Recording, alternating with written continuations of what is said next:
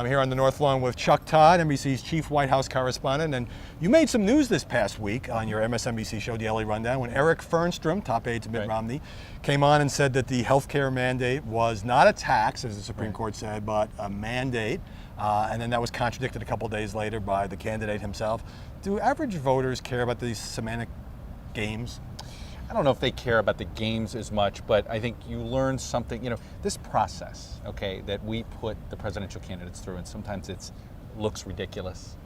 I do think you learn, it sort of creates these little trials for candidates that are running for president. The media set up an obstacle course, you're saying. It is in a way, but actually prepares these guys to be president, because you got to be to operate in this office. You got to be insane enough to navigate Well, a crazy system set up by the likes of you and me.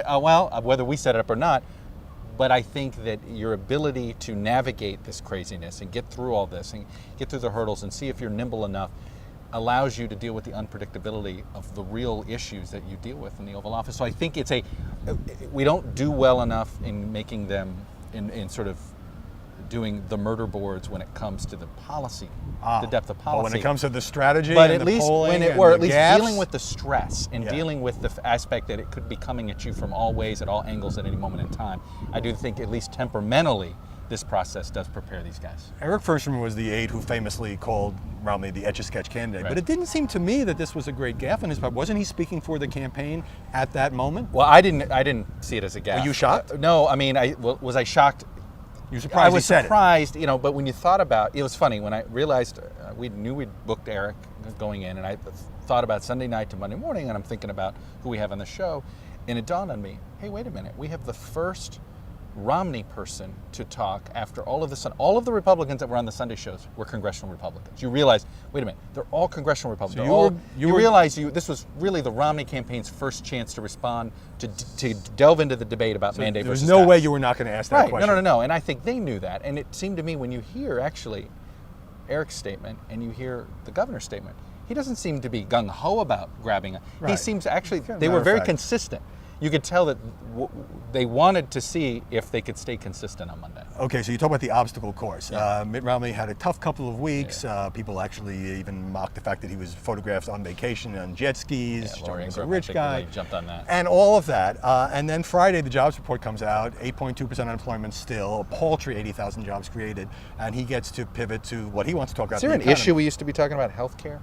Yeah. I mean, no. That's My point is, neither candidate wants to talk about health care. Neither candidate wants to talk about it, but I think that the jobs report is a reminder that how quickly, the frame of this election is about Does the it economy. put Romney in the position of almost rooting for bad economic news? I think this is the struggle. I remember John Kerry and Democrats were in this weird position because remember, they were trying to pivot to the economy a lot. Obviously they knew the national security card was being played by the president and they wanted to have a different conversation. And every jobs report, they were trying to say how disappointing the numbers were, and they were getting accused by Republicans of talking down the economy or rooting for bad news, and that's the fine line that Romney has to walk. The people in this building obviously not happy about the latest numbers, but the economy is stagnating. Now let's talk a little bit about your role, or roles I should say. I mean, you are the chief White House correspondent here. Sir. You host a daily show on MSNBC, and you are NBC's political director. So which of those jobs do you really do? Or I guess let me put it this way.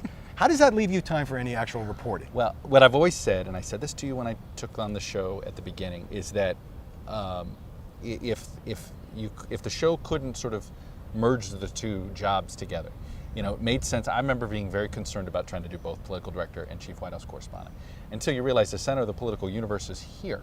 So actually it made a lot of sense for the political director to be there. On my show, it's allowed me, the way sort of, how we cover politics at the network. You get access to newsmakers who want to come on. You get the access, but also it allows you to converge the jobs. And so if they were three separate jobs on three separate topics, you couldn't do them. But after the Friday jobs report, I must have seen you on MSNBC 9 or 10 times. Wasn't that bad. Those are times when you're standing out here and you're not making phone calls. But, except you do make phone calls and you do During a the lot of commercials. reporting on email, and you do a lot of reporting that way. So there's it's change. I do like the old-fashioned phone call. I do feel like you get more context than a phone call. I don't like doing a lot on email, but sometimes you do what you have to do. So you actually talk to people for your job, not just email. I actually like talking to people, right? I mean, it is amazing to me. I think that you get this weird passive-aggressive way that some younger reporters just do it via email. I think sometimes it's out of fear. They think maybe so-and-so doesn't want to talk, or, Pick up the phone. Nothing replaces the phone call. Well, I'm old-fashioned in that respect too, Yeah. and thanks for coming out and talking to us on what feels like another 100-degree day in Washington. God, this is ridiculous. You're from Miami, you should be able to take Yes, it. sir, it's not bad. Chuck Todd at the White House, All thanks very much.